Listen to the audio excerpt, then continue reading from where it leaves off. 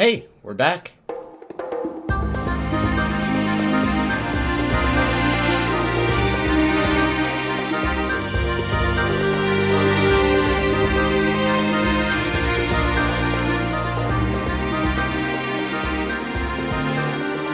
Hello, everyone, and welcome back to FECast, the official podcast of Friends of Eternal Discord. It's been a while since our last episode, and a lot of stuff has happened since then. We had Worlds of 2019. Adrius took it down in a field stacked with Rakano Valkyries before they got nerfed, but that's pretty old news at this point. We have ECQs announced for Worlds 2020. We've had the first two ECQs already. They were won by Bruised by God, who took it down with Xenon Cultists, and we also had Colacoma taking down a second ECQ with a unique take on Reanimator. That was pretty cool. These ECQs for this current season are split between Throne and Expedition, and if you haven't paid any attention to Eternal since the last episode, those are the two formats, constructed formats we have now, where Throne is basically the same as the format that we had previously, where every card is legal, and Expedition is the latest set, plus, well, a bunch of random cards that Direwolf decided would be good for the format. Today, on this episode of FECast, I am very proud to introduce my guest, qualified for Worlds 2019, Worlds last year, is a member of the Barbarian camp and considered by many to be one of the best players in the game. Today's guest is none other than Erik9099. How are you doing? I'm good, thank you. All right. Are you ready to talk about some markets? Yes, I'm very excited to talk about markets. So a few things going on here. I think this is a common point of discussion among a lot of people that play Eternal. It's just, how do you construct a market? How do you decide what card you're going to get from the market? There's a lot of thought that goes into how to build these and how to play with these. And, it makes for great discussion. And especially for today's show, I think it's going to be great because I know you and I don't necessarily see eye to eye on all of these issues, right? Yes, for sure. So today we're going to take a look at 7 different markets. We've chosen 7 decks that we're just going to go through the market and describe the deck and how the market is constructed. Then we're going to give a kind of a recap on what we've seen in these markets. And let's get right into it. Let's kick it off with Eric's top 8 deck list from the last ECQ. Why don't you tell us a little bit about it? Well, this is Spellcrag. I think most people know what Spellcrag is about, but for those who don't, it's a Skycrag control deck with a very, very fast kill condition, much faster than your average control deck, using Prodigious Sorcery and Static Bolt to just burn people out. So the market, we've got 5 cards in the market, and each of them plays a pretty unique role. We've got Royal Decree, which is, basically a mainstay in any primal market.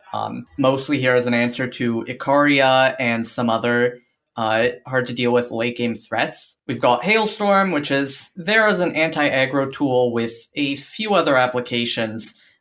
Using Prodigious Sorcery to get back double damage Hailstorm is pretty powerful. You've got Garden of Omens as a generic, good stuff card. You've got Prodigious Sorcery as the namesake of the deck, and if you draw double Static Bolt hands, a lot of the time you want to get Sorcery from your market to go for lethal. And then you have Channel the Tempest, which is the one people like the least, but it is useful in a lot of spots in late grindy games. You just get a channel out of your market. And I guess the last point to mention is that this deck is running Genev Merchant, so not the Skycrag Smuggler. We're running just the normal Primal Merchant, which means that a lot of the cards in the market, Hailstorm, Garden of Omens, Prodigious Sorcery, we can play in the main deck as well. We can do the so-called 3+1, giving you 3 copies in the main deck plus 1 in the market for an effective 7 copies of your best cards. Yeah, and just to rewind for a second to clarify the difference between a market and a black market, the single faction merchants, Genev Merchant, Aurelian Merchant, those allow for a standard market, which is just basically an extension of your deck. There's no constrictions on what cards you can play in them, except they have to match the faction of a merchant in your deck. But there's also black markets, which are the multi-factions smugglers that we have. And the construction of those markets is restricted as to have no card in the market having the same name as any card in the deck. And black markets are certainly a bit trickier to construct because you often want to put your best cards in your market, but you don't really want to do that in a black market because then you can't put those best cards in your main deck. Another small point to make about smugglers, the black market merchants, the dual faction merchant smugglers, compared to your regular merchants, is that the smugglers tend to have better stats overall. They tend to be just slightly beefier, better attackers or blockers. Yeah, so there's a lot to consider when deciding whether to make a normal market or a black market. Okay, so let's go through some scenarios with this deck. Your opponent leads turn 1 Oni Ronin, turn 2 Rakano Outlaw. Do you have a merchant on turn 3? What are you getting from the market? Well, it's a pretty easy Hailstorm. Assuming, a regular scenario, if you've got a Jotun Hurler in hand and a Torch and you were able to kill both of their early units, you may instead prefer to go for a Garden of Omens to ensure that, you're not going to get outground by some Eclipse Drake shenanigans, but Hailstorm's a pretty good bet against an Oni Ronin deck. All right, here's another scenario. Your opponent goes nothing into Winchester Merchant on turn 3. What do you get from the market? Yeah, that one's a bit trickier. It would depend on their influence. A deck with Winchester Merchant is probably going to be playing Fire and Ikaria, which means Royal Decree is a tempting option. Garden of Omens is sort of the default pick to get in a scenario where you don't know what to get. So those would be the two I'd consider there. And how about this? You are playing into the late game. You've got 10 power and you're sandbagging power. You draw a merchant in the late game. What are you going to go get with that merchant? That's a tricky one. That depends on a lot of factors. I mean, Channel the Tempest seems like the obvious pick there, but if they've got a counterspell that they're saving, or even worse, a Fell Rock's Choice or Corrupt, you may want to instead go for Garden of Omens, which is a lot more resilient against counterspells. And then maybe you have a pair of Static Bolts in the Void and you want to go for Prodigious Sorcery to, just kill them. Yeah. My point that I'm trying to make here is that you have clear situations that come up in games frequently, and you know exactly what card you want to get. I mean, obviously, these are determined, these change based on what you have in hand, but like the first scenario I gave, you're under a lot of pressure early. That's going to happen. Hailstorm is the best card, maybe in all of Eternal, that you could go get for that situation. Your opponent is sandbagging Ikarias in hand, or they're stockpiling Ikarias, or whatever those Rakano players do. Royal Decree is one of the best cards in Eternal of dealing with that situation. And then in the late game, as far as having a plan to really swing the game in your favor late in the game, you've got those powerful spells, Prodigious Sorcery and Channel the Tempest. These are cards that you put in there with very specific scenarios in mind. Yes, I would agree with that. So one more thing about markets before we move on to the next deck is that the decision of trading a card from your hand to the market is basically revolves around figuring out what the worst card in your hand for that situation is and what the best card in the market is. Would you agree with that? Yes, I would. So it leads to these really interesting decision points where you have, say you have 5 cards in hand. You have to determine which of those 5 is the weakest for that current situation. And then you have 5 cards in the market. You have to determine which of those cards is the best in the situation. That decision could be made one of 25 ways in that example. And I think that leads to, it's really hard to evaluate. Sometimes the decision is easy. You have a card that doesn't do anything in your hand, and you have the best card in all of Eternal in your market for the situation that you're in. And it's easy to make that choice. But like you were, when I asked you those questions of those situations, you were still weighing them about other factors that's going on in the game. And I think that's what makes playing with markets so interesting. You have these cards that are good and have the spots where they're really good in, but also you have to determine, okay, well, how is this game actually going to play out when making the decision in game? And I think that's leads to really interesting gameplay. Oh yeah, I'm a huge fan of merchants for gameplay and for deck building. I think they add a lot of really interesting deck building decisions, and they're really interesting to play in games. One option that you actually didn't mention in those, you said you have 25 different options. You actually have more. There are certain points where, it's turn 3 and you're getting beat down and you really need to play, this 2/2 Aegis on turn 3, but you don't actually want to get rid of anything in your hand. I mean, maybe you already have a Hailstorm and the best card for you to get would be a Hailstorm, but you don't need a second one. So sometimes the best play is just to play the merchant out and pass. As strange as that sounds. I mean, what percentage of merchants would you say are played that way? It's probably like 1 in 20 or something, but it is a situation that does come up. But yeah, it can come up. Other times I see players playing merchants too soon.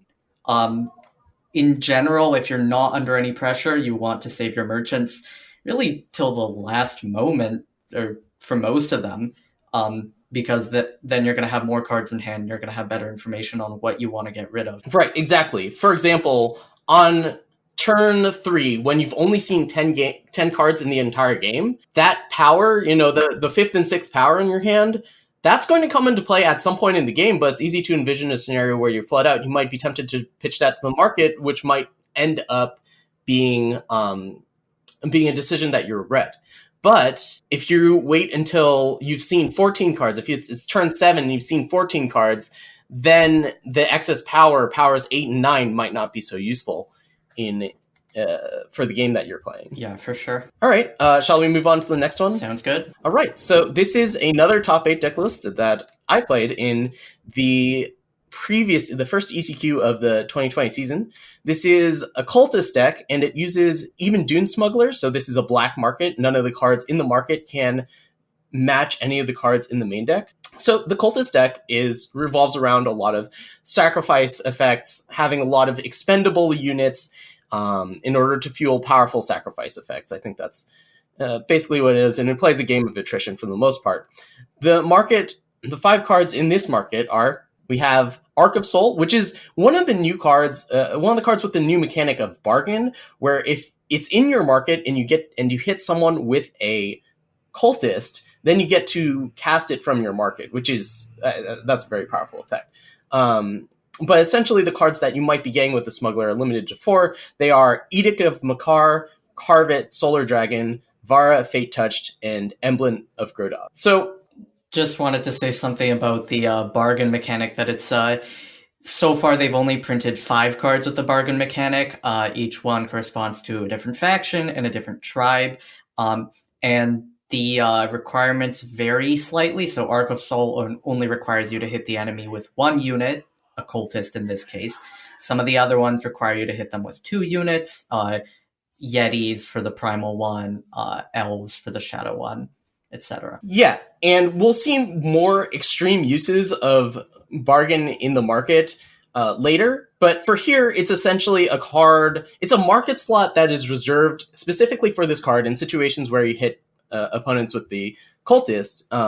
So it's kind of like it's always in your hand, but you can only cast it under certain conditions. And then a 4-card market, of which including Edict of Makar, a very cheap removal spell, Carve It, Solar Dragon, which is a kind of an emergency valve, I would say, against aggressive decks. The 4/5 lifesteal flying is difficult for a lot of decks to deal with. I have a power in the market, and then a super late game play in Vara, Fate Touch. I would say that, especially since I had a bargain card in the market here, so it was effectively only 4 cards, and that I had a power in the market, that there was actually I would play a merchant without going to the market more often than I think most decks I've played with this one. Yeah, that makes a lot of sense, because not only is your market, as you said, limited to only 3 non-power cards, but you also have Devours and Worthy Causes that enable you to sack the 2/2 bodies, so sometimes you just need to play the Smuggler and stack it. Exactly. And we'll talk about this more later, but I am a huge proponent of having power in the market, and even when the market is effectively 4 spots, and I'm taking a powerful card like Emblem of Grodov out of the main deck, I think it's even worth it to make sure that there is some sort of undepleted power in the market. And I don't think we have other examples of this, of powers that are also like turned into something else, like standards. And no one plays monuments anymore, but waystones, I guess, also fall into this category, where the power has an additional effect, aside from obviously providing power. Emblems are a good example of that, and I think they make for good market cards because, well, if you really need to hit that turn 4 Incarnus or whatever, you can go to the market with your merchant on turn 3 and make sure that you're able to hit your 4th power. Okay, anything else about this one? Shall we go on? I guess I'll just give like a really short take on a few of these cards. I'm actually not a huge fan of emblems in the market, because if you're going to the market for power, it means you're probably not going to be able to afford to decimate the emblem for the unit. Although, of course, in this specific case, since we're playing Expedition, you don't really have any other options. You can't put a time sigil in your black market, because then you won't be able to play time sigils in the main deck. So it does make sense in this case, but, you know, I wish, yeah. Yeah, this is something that I think only really comes up in Expedition, where you put an emblem in the market. But you mentioned that you don't get to decimate it, and I think that in situations where you do want the power, you don't really care about decimating, because you're playing it on turn 3 or whatever, and you're looking for having that power, having +1 power for the rest of the game, essentially. Mm-hmm. So rather than seeing it as getting you from 5 to 6 power for a turn and then also having a 2/2, which is often the case with emblems, this is more about it being a split card between being you can either play it as a power or you can play it as a 2/2, and there aren't going to be any situations where you want to get both of them, at least not with its spot in the market. Well, if you're going to play it as a 2/2, are you really going to get that over Carve It or Vera? I mean, if you're playing your 3rd or something merchant, I mean, it would come up, right? If you've got Vara in your market, if you get in the late game and you get back a smuggler, for example, your market might be so depleted that you just have the emblem. Yeah, that's fair. It is something that came up. And I guess I just wanted to touch a little bit on Carve It as well. Carve It, I think, is a really good example of what I like to call these sort of good stuff mid-range threats. Garden of Omens in Spellcrag, the deck we were just talking about, would be another good example of that. They're these cards that you just grab when you want something to play that's going to get you some value. So your opponent isn't really they don't really have any units that you need to kill. You're not low on power, but it's not the stage of the game where you want to grab your big finisher in Vara. So you grab, a 5 or 6 drop that you can slam onto the board that's going to get you some value, that's going to get you ahead. And I really think that having one of that kind of card in a market is really valuable. Yeah, we could probably fill an entire podcast about Sunny's decision to not play for Carve It in ECQ number 1 of the season. But I actually viewed Carve It as an emergency valve against aggressive decks. Like, I would only get Carve It if I was against, some sort of Rakano aggressive deck. I would go straight for Vara in other situations. Huh. I just wouldn't even bother with like a mid-range threat. But anyway, that anyone who's listened to me talk has heard a lot of me to say about it, and anyone who's paid any attention to anyone else has heard a lot to say on the other side of things. So let's just move on for today. Sounds good. All right, tell us about this next deck. Oh, okay. So this is the deck that beat me. Oh, sorry. I don't actually think this is the player, right? This is the winning deck list. The Reanimator player who beat me got second, but I think their deck lists were identical actually, so not really a difference. Yeah, if you didn't hear about that, they were actually childhood friends that worked together on this deck and met in the finals, which I think is an insanely cool story. Yeah, Sorry that came at the cost of your loss, but that's pretty sick. They read the metagame, they came up with the deck that won, and they won. There's no better story, I think. Yeah, it's a really cool story, and their deck choice was, well, I mean, the event certainly proved them right. I think it was a good choice for the event. I don't think it was I think it was a good choice for the event. Let's not get into Yeah, it's not it's not a completely foolproof strategy. Anyway, so let's talk about this deck. Right. So this is Reanimator. This is, a deck that's been around for a while, and the market is pretty standard. There isn't really much you can do with the Reanimator market. You absolutely need a copy of Grasping at Shadows. You've got 3 Grasping at Shadows in the main deck, 1 in the market. For Kerendon Merchant, the Shadow Merchant, again using this powerful 3+1 mechanic to ensure you have access to your best cards. After Grasping at Shadows, you have, a Burglarize in case you run up against a Adjudicator's Gavel or some other troublesome relic that you need to get rid of. It's not used very often, but every once in a while it comes in handy. You've got a Feln Banner. You've got plenty of room in this market. Might as well put in a power. And Feln Banner is extra helpful for fixing your influence for Fel Rock, a card in the main deck that requires you to have Feln influence. And then the next 2 slots, they could just be a Desecrate, but since you have 2 extra slots and nothing really to put in them, you might as well split up the slots between Annihilate and Rindra's Choice. So if you need to kill a mono-faction unit, you get Annihilate. If you need to kill a multi-faction unit, you get Rindra's Choice, and you just get some efficiency. Right, so I think the big... actually, let's back up for a second, just in case anyone's not familiar with the Reanimator deck. You mentioned that you need Grasping at Shadows, and the reason you need Grasping at Shadows is because you're putting a ton of cards in your Void, and once you have Vara Fate Touched and Azendel Revealed and Black Sky Harbinger in your Void, you get to bring all of them back with a single Grasping at Shadows and do some really faulty stuff. You draw a ton of cards, you assemble a huge board, and you usually produce an insurmountable advantage. Yeah.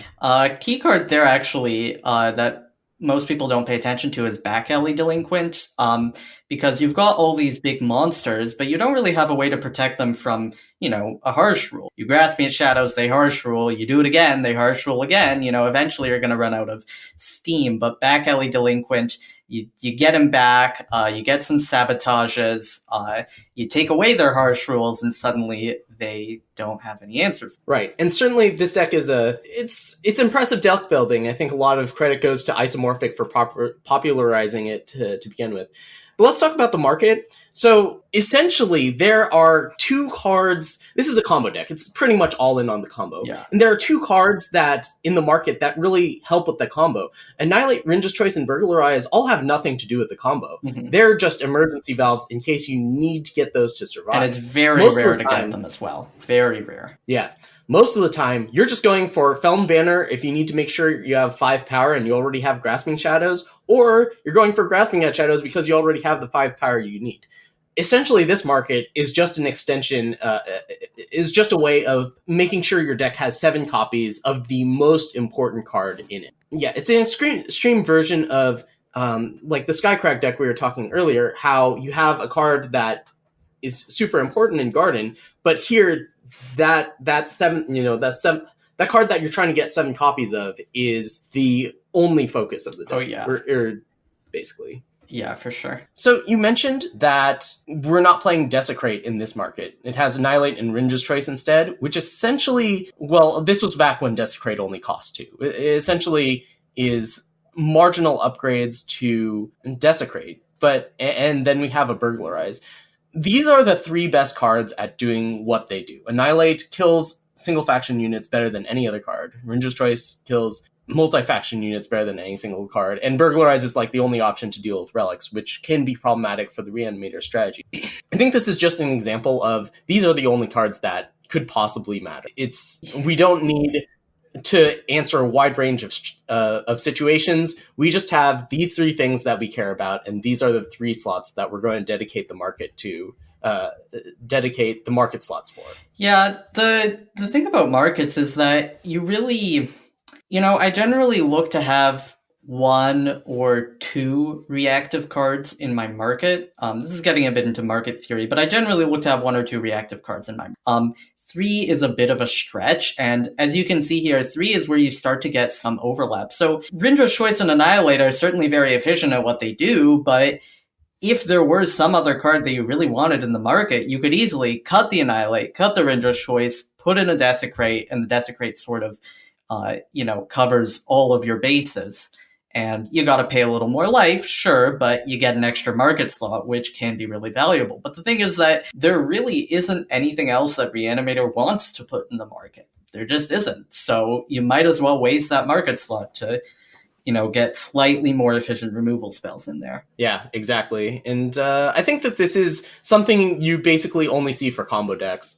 Another example is the Diogo combo, right? The not Invoke the Waystones, but nowadays it goes for 8 of the Huru. Right, 8 of the Huru. And the market slots for that are just very specific. It's not going to have... There are only a certain number of things that it cares about, and its market slots reflect that. It doesn't need something that's just, like, generically good. Yeah, for sure. Although Diogo combo is even more extreme. Diogo combo, this Reanimator, it only has one card that's really key to the combo, 2 if you count Feln Banner. Diogo has like 5 that it needs to run. Yeah, you never need every card. Well, I mean, that deck also plays a ton of merchants, and we're going to see that in the next deck list. A deck that plays 10 merchants. This is Popotito's winning Genev deck list from last season. It won ECQ with this.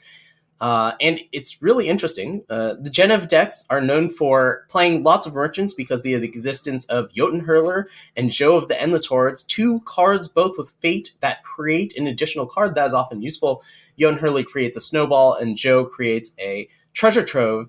And the benefits of these cards is that you can use a merchant to put the more expensive Jotun Hurler or more expensive Joe into the market and then retrieve it later, and then once you redraw it from the market, you get that fate effect again. And that works well in a deck that is trying to overwhelm the opponent in card advantage, as the Genev deck does. It plays a very grindy game, lots of removal, and then eventually it just has these leftover cards that it beats. Yeah, this is what I like to call the Popotito special. This market of... so he has 10 merchants, which is quite a lot for a non-combo deck. 8 is usually the maximum you'll see in non-combo decks. 10 is pushing it. And then he's got market power, but he doesn't just have one market power, one Praxis banner. He also has an Elysian banner, the 2-banner market, which is something that he pioneered and something that is quite interesting that I think we're going to be talking about a bit later. He also has 2 win conditions, a Zalchi and a Molot and Nikova, and then the last card is this Caleb's Choice, which is sort of a catch-all answer that deals with a lot of, problematic spells and attachments. So I, as many people probably did, took a look at this market and thought like there must have been a typo or something. 2 banners in the market? That's unheard of. But then as I thought about it more with the 10 merchants and all the cards that you can juggle to the market, I started to think that this was just actually ingenious for the situation we were in. This was back when Jotun Hurler was a 4/4, right? So Joe had already been nerfed to 8, is that right? I don't remember.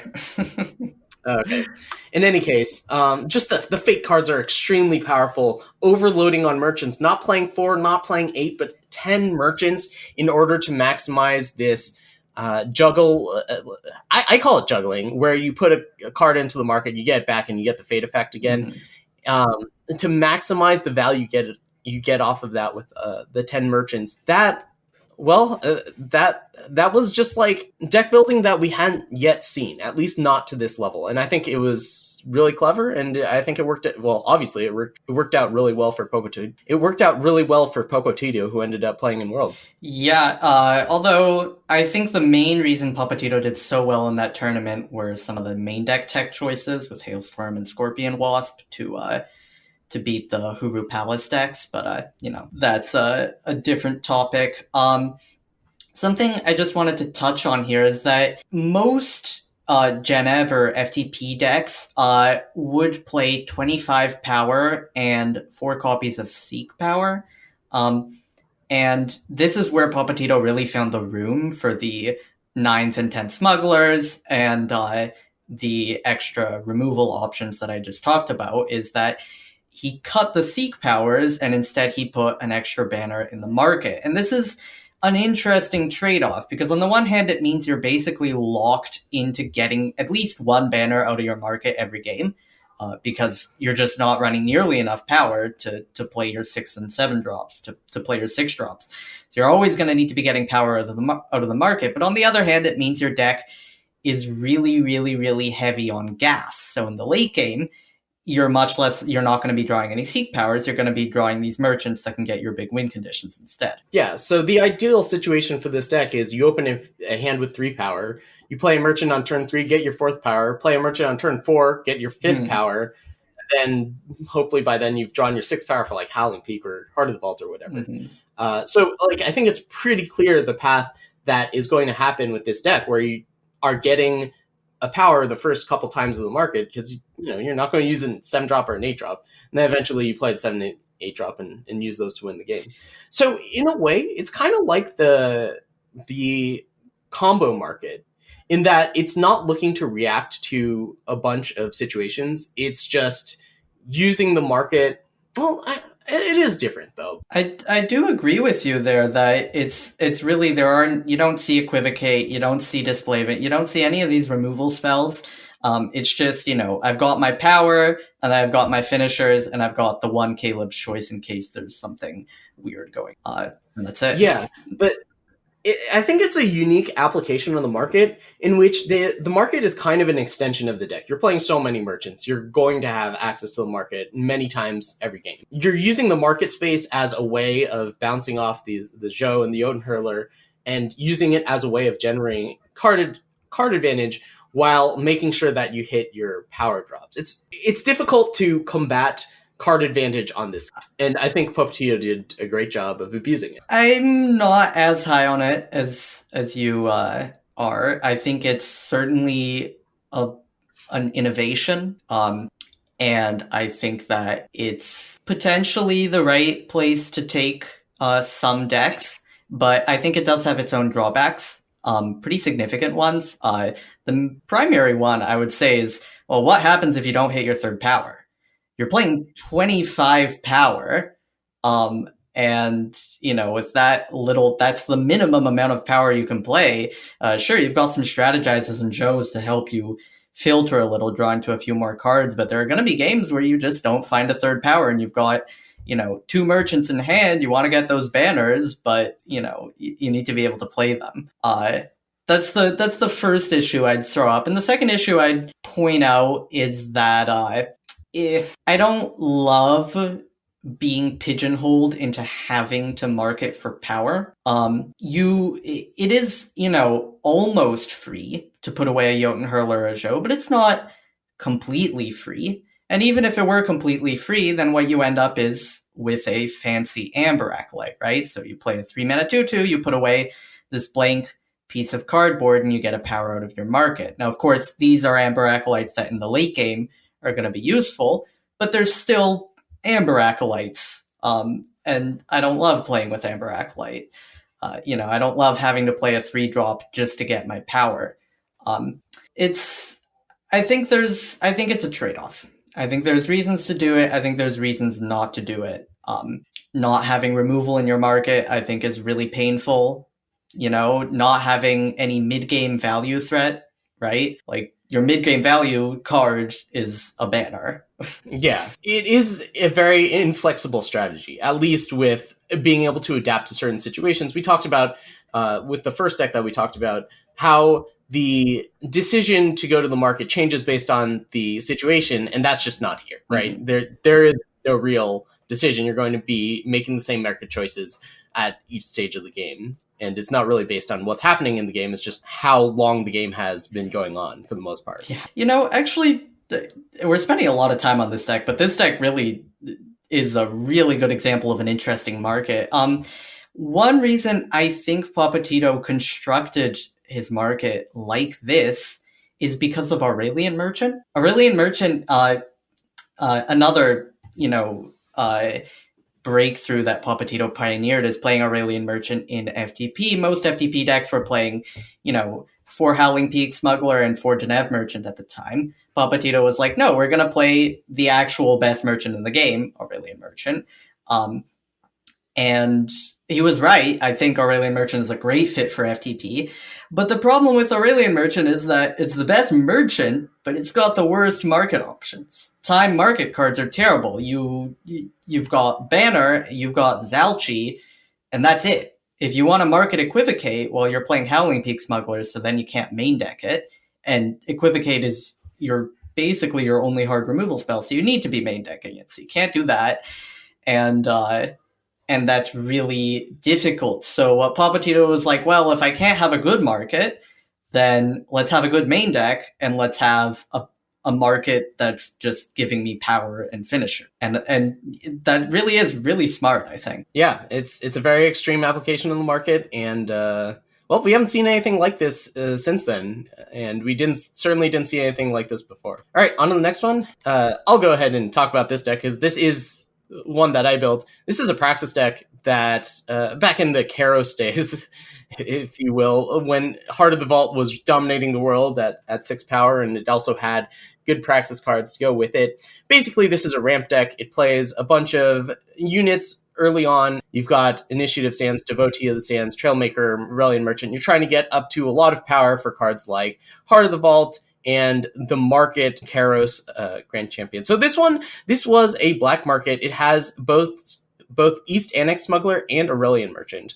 And pretty much every game, you're playing the early game in order to try to get to really expensive cards, or at least reasonably expensive cards. Sandstorm Titan, Heart of the Vault, even Joe, and then the Karos from the market. But what makes this one a little unique is that when I was building this, in order to play Heart of the Vault consistently on when you have 6 power, it's got that triple time, triple fire. You want as many power sources that provide dual faction as you can. So we're talking about Crest of Impulse, Praxis Banner, Praxis Insignia, and Seed of Impulse. So it plays 4 copies of all of those. But I still wanted power in the market, and this was during a time where Zolta Arcanum was very strong. So let me just go over the market. We've got Combray Banner, Karos, Grand Champion, Zolta Arcanum, Purify, and Dissociate. And that, like, for a Praxis deck to have a Combray Banner and a Zolta Arcanum in the market might be a bit strange. But what was going on when I was playing this deck is I needed all of the powers, the Crest of Impulse, Praxis Banner, Insignia, Seat. I needed all of those in the main deck in order to play Heart of the Vault as often as possible. So I was playing a banner in the market anyway, an off-faction banner, just because it was a source of undepleted power. Or I guess I could have been playing a Waystone at some point. It wouldn't have been. You've got some Waystones in the main deck, right? Yeah, I must have been playing this banner anyway. I was just saying, Zolta Arcanum's a great card. We've got Trailmakers. If my Zolta Arcanum and my Combray Banner are in the market, they don't make it so that my Insignias come in depleted. Why don't I just play a Zolta Arcanum in the market for the late game? And that's what I did. I'm not going to defend this and say that this was like necessarily the best thing I could have done with my last market slot, but I thought it was cool. In fact, I built a pretty similar list to this around the same time. And I do think it's this interesting concept of splashing Zolta Arcanum. People weren't only doing it in Praxis. I know Papatito was experimenting with splashing Zolta Arcanum in FTP. Already a 3-faction deck with heavy influence requirements, splashing that 4th faction just because Zolta Arcanum is that good. And I guess also to touch on this market power is that, yeah, decks with 8 merchants, I think, are almost always going to have power in the market. Decks with 4 merchants, even if they have room, don't mind having power in the market. So decks with 8 merchants, really just, there's so many times when you want to market something away and get power. When you have 8 merchants, it really pays off to have power in the market. And I guess the last thing one other thing to mention would be Joe of the Endless Horde. Joe is such a ridiculously absurd card with merchants that it single-handedly makes you want to play 8 merchants, because then you can afford to play 4 Joe, and you can consistently, get rid of this 8-cost dragon and just get free card advantage. Yeah, in a way, this market is pretty similar to the last one we looked at, in that we have some cards that are extremely expensive. Zolta Arcanum costs 7, Karos costs 9. But we're playing a lot of merchants, and part of that is because we have Joe, and we can just get value from going to the market and back. We get rewarded just for playing merchants, basically. This deck also has one of my favorite market cards of all time, and that is Dissociate. Have you played many markets that have Dissociate in it? I have not. I've played with the card before, but not much. I guess it would make sense. I have a horrible soft spot for decks that play just like huge time cards and not much else in terms of interaction, just hoping those time cards carry the game. Of course, that is really weak to cards like Pristine Light and Harsh Rule. And Dissociate does a pretty good job of that, because when people are relying on this slow spell that they have to play on their turn that costs a lot of power in order to stop them from being attacked by 2 Sandstorm Titans, Dissociate puts Dissociate puts a lot of pressure on them, right? Yeah, Dissociate makes it so that plan isn't going to work. I dissociate the spell, and then I get to attack in. It's like a bad negate most of the time, but you don't get access to Unseal in these factions, and I just love it out of the time decks. It also has the benefit of working on attachments, so like sometimes you can hit Permafrost or like a key relic. There's just so many applications for it. It's cheap, it's a fast spell, and I just love it in the market of a time deck. The first one's usually great. If you try to play like multiple of them in the deck, it's usually like that doesn't work out as well. Hitting Permafrost is quite powerful, although to note, you also have Purify in there, which can also silence off of Permafrost, so that's some overlap. I'm not actually a huge fan of Dissociate in this deck, mostly because I think Dissociate and Zoltar Arcanum and Kairos, but Dissociate and Zoltar Arcanum are kind of at odds. Dissociate is, the plan against Harsh Rule decks where you want to tempo them out. You've got some big fatties, they try and Harsh Rule you, you dissociate, you attack, they're low on life, maybe you burn them out with the Heart of the Vault. Whereas Zoltar Arcanum, you slam it down, you've got these Aegis 2/2s, they can't deal with it, you're drawing cards, eventually you find a Kairos and you just outgrind them. So it's a really very diametrically opposed plans. So I don't know, maybe there's some value to sort of hedging your bets and being like, depending on the game state, I can either try and grind them out or I can try to beat them down. But I prefer to focus on one plan and stick to it. Yeah, I think that's fair. It's also worth pointing out that this is the first deck that we're talking about that isn't a top 8 or better finish in ECQ. So I think that's a really good point. If I were to reconstruct this market, and with that in mind, I might just take out the Zoltar Arcanum. I think the Dissociate plan is better than the Zoltar Arcanum plan, honestly. But yeah, I would tend to agree, mostly because of these cheap mana dorks that you really need to be able to defend against that Harsh Rule. Yeah, getting out in front and then holding up Dissociate is a big plan of decks. All right, let's go on to the next one. Let's try to get through the last couple pretty quickly. This is an Expedition deck that I was actually playing on stream today. This is Stone Scar Dragons, and it's a Dragons deck. It's got a bunch of dragons and weapons. It uses Dragon Forge to tutor them. But what you really need to know is that this is a deck that only plays one Smuggler. And the reason why it only plays one Smuggler is because of the card Draconic Ire. Draconic Ire is a card that costs 3, says kill an enchantment, then deal damage equal to its cost to the enemy player, which doesn't sound great, but it has bargain, hit the enemy player with the dragon.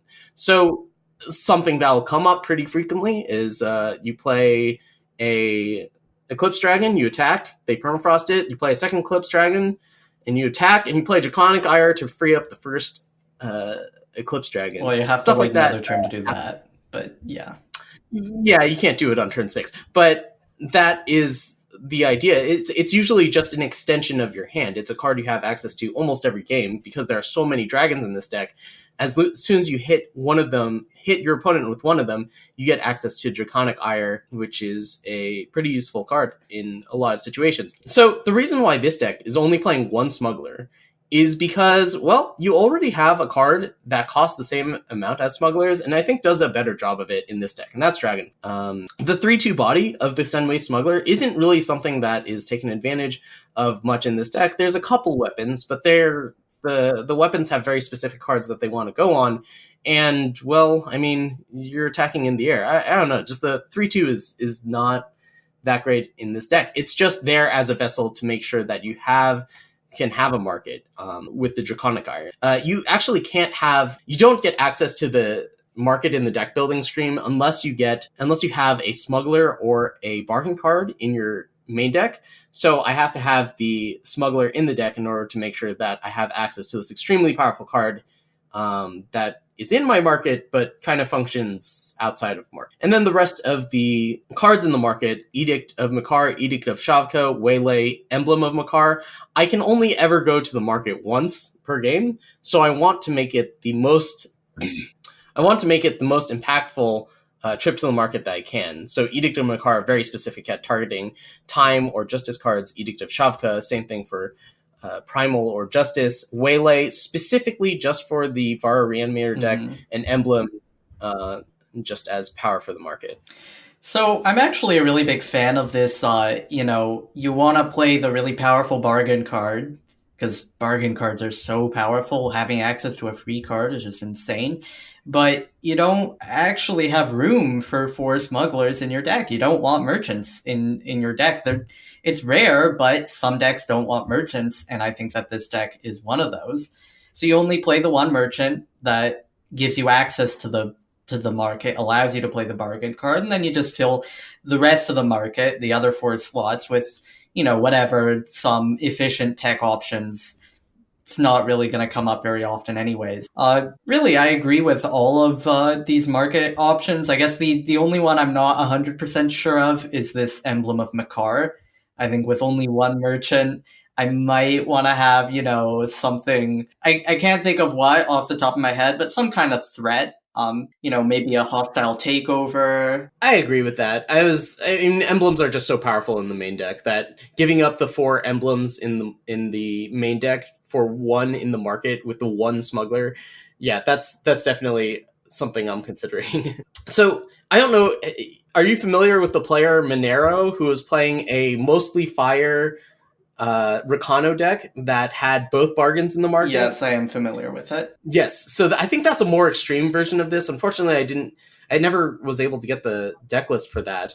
But it plays 2 bargain cards in the market and probably just 1 Smuggler. Yeah, I believe it's only 1 Smuggler. Yeah, so they're in an ideal world, I suppose, if you're deck building, you don't even need a Smuggler for the bargain cards in the market. But if you're playing, especially an aggressive deck, I think that is able to trigger the bargain, then sometimes you just don't want you want as few merchants as possible.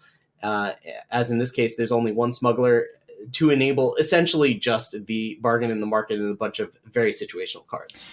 Yeah, I think it's a reasonable thing to do. It's a little unconventional, but it makes sense. You don't want merchants, but you do want the bargain card.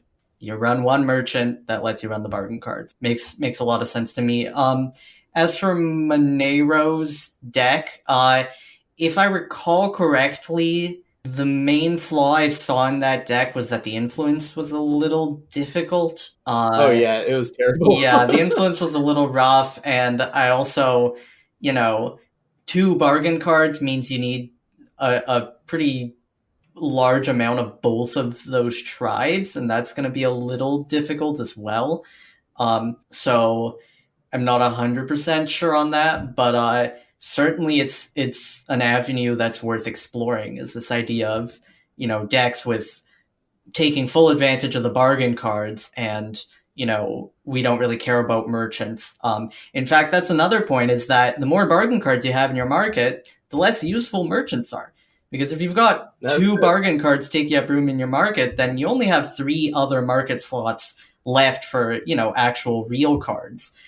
So your merchants get a lot worse, so maybe you just don't want to play any merchants, or you play the 1 merchant that lets you run the bargain cards. Yeah.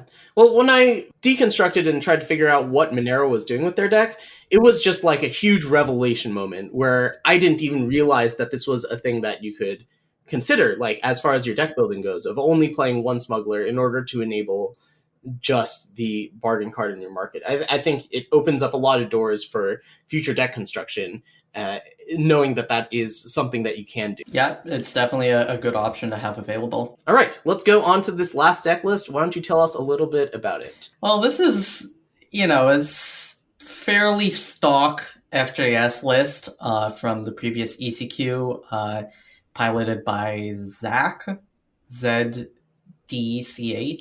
I think that's Zach, to Yeah, top exactly. 4, which is pretty great. Uh, yeah, this is pretty stock. Yeah, so let's just ignore the main deck and dive right into the market. So FJS lists are sort of known for playing. You've got 4 Hidden Road Smuggler, the Argenport Smuggler, and 4 Red Canyon Smuggler, the Recano Smuggler. So 8 smugglers in total. And you've got that really, really key Regent's Tomb in the market. And that's what FJS always wants to do, is it goes turn 3 Smuggler, into turn 4 Regents. And then you've got some other more situational cards. You've got a Stormhalt Knife, if you're low on life against aggro. You've got a Harsh Rule.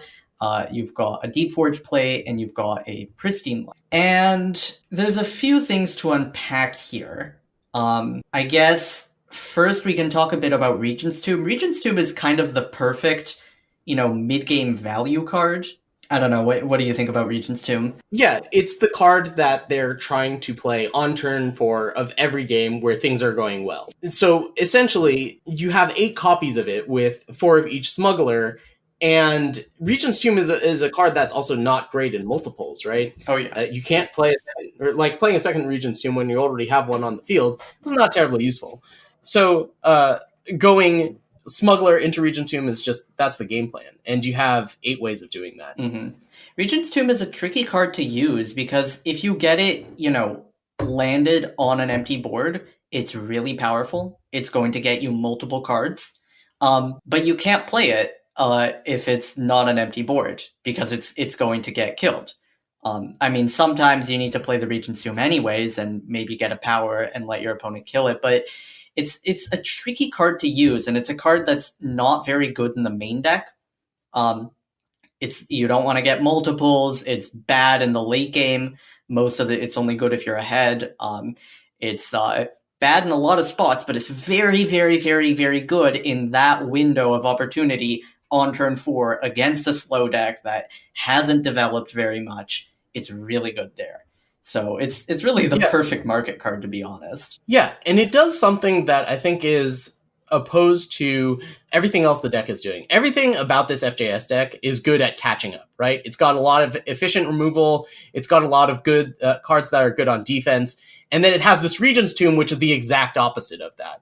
And I think that's makes for actually a really good market card because, generally speaking, you want to have a variety of cards in most of your decks. If you have a deck that's all units or all pump spells or all weapons or whatever, it's not that good. It's about assembling that correct mix of it. And Regent's Tomb just fits that sweet spot of doing something that is different from what the rest of the deck does, but something that the deck still wants to do. Does that make sense? Yeah, that does make sense to me, is that, you've got your removal spells, you've got your units, and then Regent's Tomb sort of fills in the whole of, how do I deal with spells? How do I deal with these combo decks? How do I deal with, I need some card advantage. FJS does not have many great sources of just good card advantage. Display of Ambition is a late game card. It takes a while for that to come online. What if you need to get your 5th power? Regent's Tomb does that as well.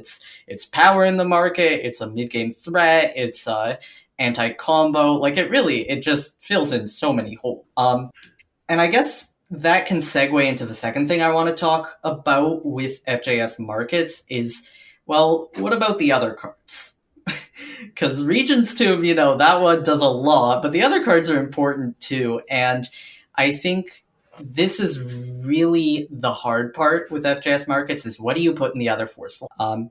So Deep Forge Plate is kind of a stock inclusion at this point. It kills permafrosts, it lets you beat down, it's really good against, some decks like Praxis.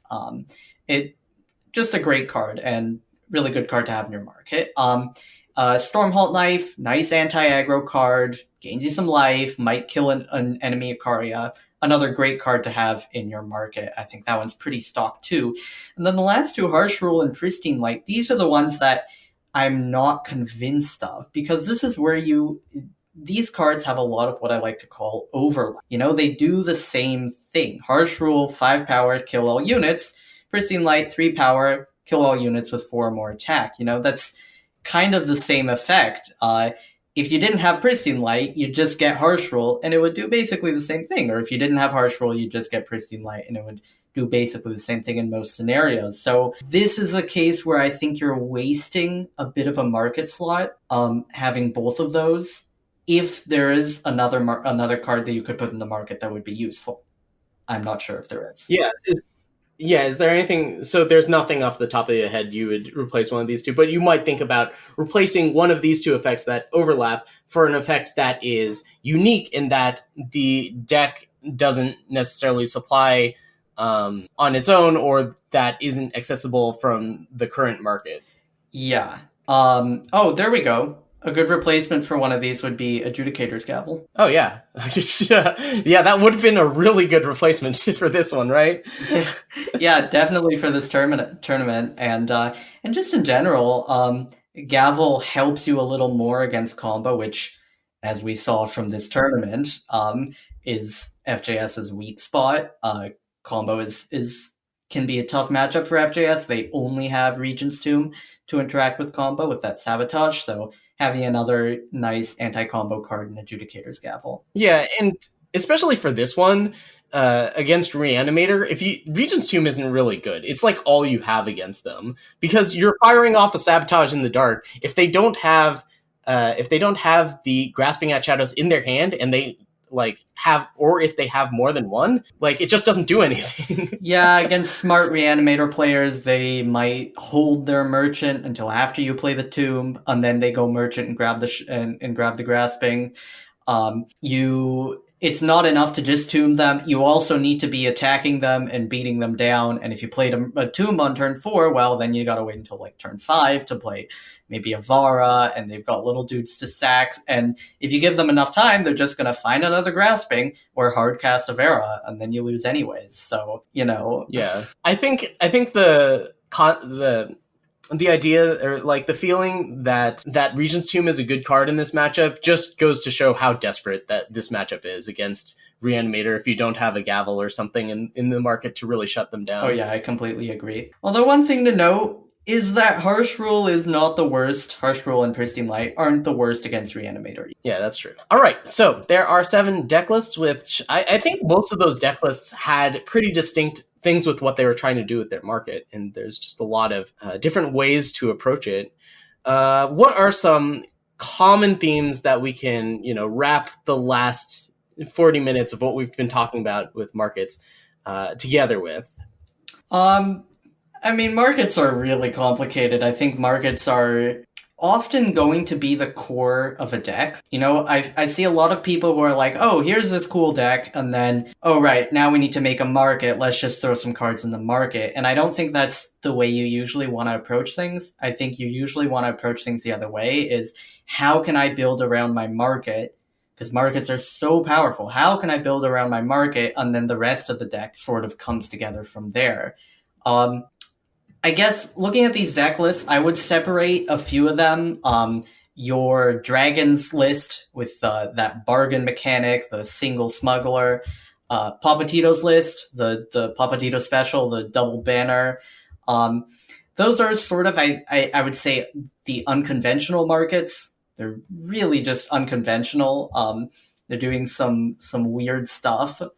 And then you've got the more, and I suppose we can put Reanimator in that same category. It's pretty unconventional. It's just, the combo card and then some whatever other stuff that can be useful once in a blue moon.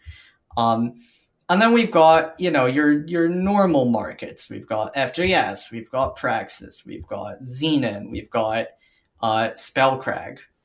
And looking at those, the things I would touch on are the importance of mid-range value cards, and the importance of avoiding overload. Right. I actually think that, for the sake of this episode, what you called unconventional markets are overrepresented, right? Most markets are going to look like your Spellcrag or the FJS market, right? Yeah. So just keep that in mind for those of you listening out there, that when you're building your market, you're going to think about, okay, what situations am I going to run into? There are going to be situations where I'm on the back foot. There are going to be situations where my opponent's playing a deck that's trying to go long. There are going to be situations where I need this one card in order for my strategy to function. And that's what you should be thinking when you build your market. Yeah. So I guess starting off talking about these mid-range value cards, we've got Garden in Spellcrag. Decree is also sort of a semi-mid-range value card. It is a card you can grab in any situation. Decree is going to be pretty good. Well, almost any situation. Yeah, it's not good if they're missing their power drops. Yes, that's true. But in most spots, you grab Decree and it'll get you ahead in the game, right? It's a card that you can play on turns 4, 5, 6, maybe turn 7, and it's going to get you ahead. Garden of Omens certainly accomplishes that. In FJS, Regent's Tomb accomplishes that. I would have liked to have looked at a more stock Praxis deck list that was maybe playing a Market World Bear Behemoth or a Market Thundering Karasaur. And those, I think, are really, really good mid-range, good market cards for Praxis as well, because they give you that mid-range threat, I'm not going to have 9 power for Kairos anytime soon, but I don't need to grab the Purify. My opponent doesn't have anything I need to be killing. Let's just grab a big beefy thing that's going to get me ahead on the board. I think that's a really, really key thing to keep in mind, is that if you can have that card that gets you ahead in the mid game, you play a Merchant on turn 3 and you grab that, and you're going to play it on turn 4 or 5 or 6 or 7, and it's going to get you ahead. I think that's really, really... So this is actually a spot where I kind of disagree with you. I think that for decks like FJS, where that card does something completely different from the rest of the deck, where we were talking about Regent's Tomb, like that's the type of card that you want to get with your first trip to the market. But for decks, especially time decks, that's the type of card that I want to avoid, because time has so many great cards that you can play on turn 4 or turn 5. And your deck is going to be filled with them. They work well in multiples for what the time decks are trying to do. That it's actually not a card that I want in the market. The only time I would want something like that in the market is if it has a particularly good synergy with like every card in the rest of the deck. For example, in the Spellcrag list that you were showing, the Garden of Omens makes every other card better, right? It decreases the cost of it, and it's such a crucial card, and it does something that is something that the rest of the deck doesn't do. Like that time deck that I was giving for example, that's going to have a lot of big mid-range threat. But what's not going to have a lot of are things like Dissociate or Twilight Hunt, or just those like one-time effect things that works in a different way from how the rest of the deck. And I mean, I'm not going to say that I'm right and you're wrong. This is just like, my take on it. It's ultimately in card games, we're trying to make decisions based on not nearly enough sample size and not nearly enough experiences to say what's right. I don't know if I'm right or wrong either. I mean, I'm not really I don't play mid-range decks very much. I've found the, 3+1 World Bear Behemoth, Aurelian Merchant on turn 3, World Bear Behemoth on turn 4, or even Initiate of Sands into Aurelian Merchant into turn 3 World Bear Behemoth out of the market. I found that to be fairly strong. But your argument makes a lot of sense, is that you've got so many of these cards already, you're going to be drawing into them. Save your market for cards that aren't so replaceable. So yeah. Okay. I think a key point to point out, and just as we're going through and wrapping things up, is that if you are playing more than 4 merchants, it's probably a good idea to have some juggle. Like you want to have Joe, or you want to have something with Echo, or you want to have Jotun Hurler. Just some way of generating some passive value when you go to the market and get out of the market and go into the market time and time again. Is that something you'd agree with? Is there some sort of rule of thumb that you'd go with? I would actually disagree with that. In my opinion, juggling is really, really overhyped. I've found that it's very rare for you to actually want to be juggling. And my reasoning for this is, let's say you played a merchant on turn 3, you put your Zhou into the market, you grabbed a good card out of your market. You're definitely going to have at least one good card in any matchup, or else your market is... Yeah. A bit later on, you play another merchant, and you could get Zhou, and that would give you, a treasure trove. And maybe in the late game, if it gives you a treasure trove and you can use the 8-drop dragon, that can be pretty valuable. Zhou is kind of a special case with this juggle stuff, because in the late game, you can actually use the 8-drop. But assuming you can't use the 8-drop, all you're getting is a free treasure trove out of that. And I would think that the other cards in your market are better than a free treasure trove, at least for your second merchant, hopefully for your third merchant, and the odds of drawing 4 merchants in a deck with 8 merchants are kind of low. There are a few special cases. Decks like Papatito's deck with 10 merchants, then you are going to be doing some juggling.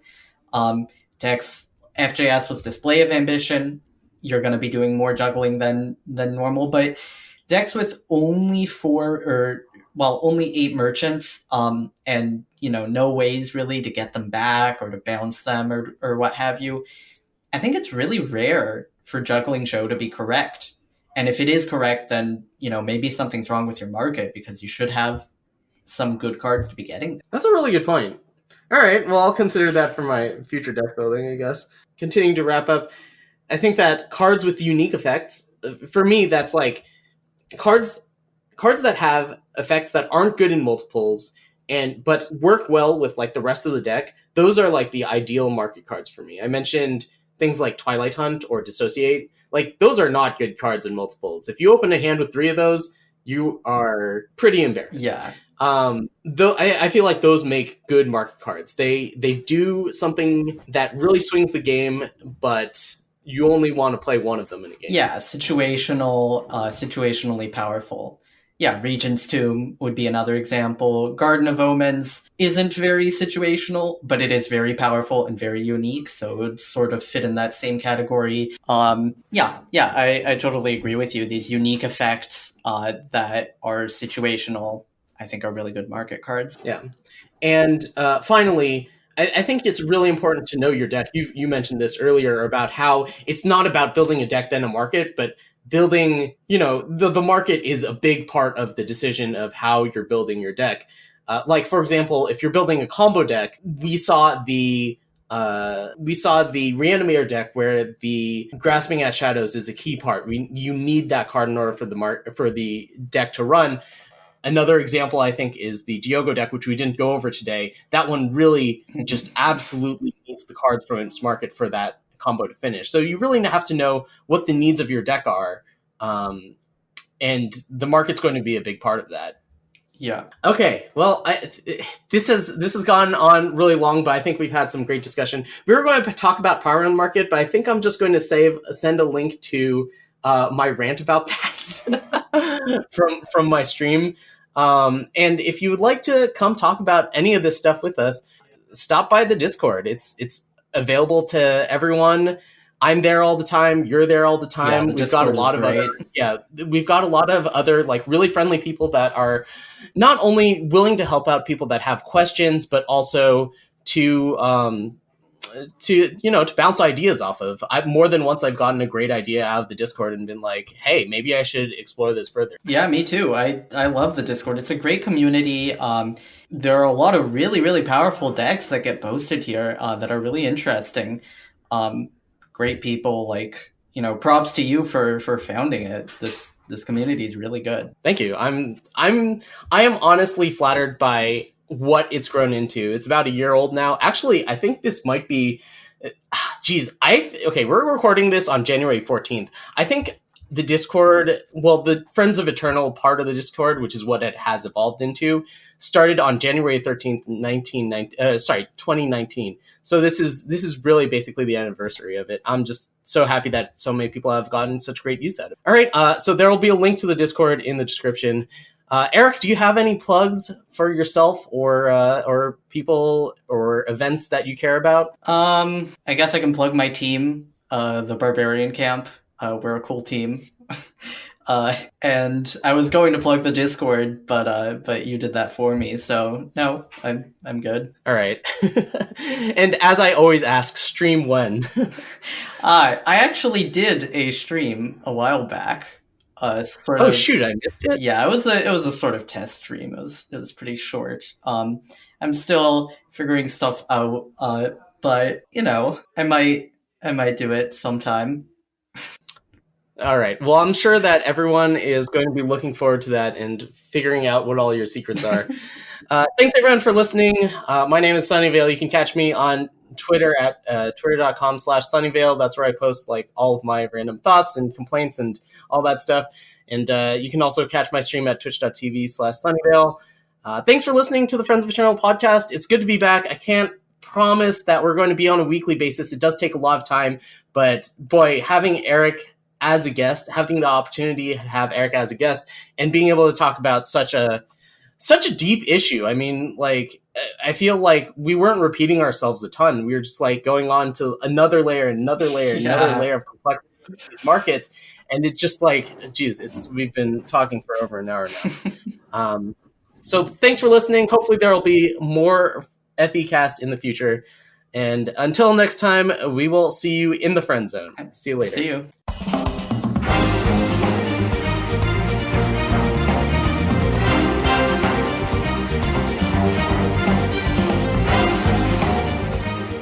Are you looking for the best place on the web to discuss Eternal with other players? Well, you're in luck because you just found it. The Friends of Eternal community exists to help players reach the next level of their game, whether they're just starting out, trying to hit Masters for the first time, playing their first ECQ, or even trying to take down a tournament.